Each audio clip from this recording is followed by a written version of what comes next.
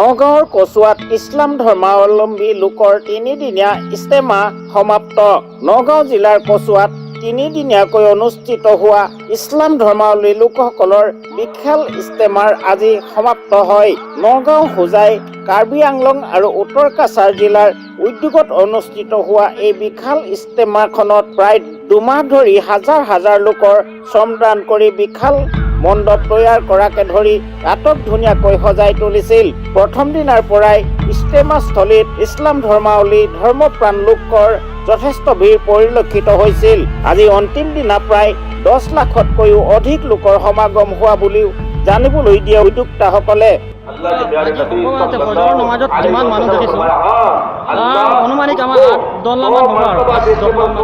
তিনিদিনীয়া কাৰ্যসূচীৰ আজি অন্তিম দিনা আঠেৰি মোনাজাত সম্পন্ন হোৱাৰ লগে লগেই অন্ত পৰে তিনিদিনীয়া কাৰ্যসূচীৰে আৰম্ভ হোৱা নগাঁও জিলাৰ কচুৱাৰ এই বিশাল ইস্তেমাৰ।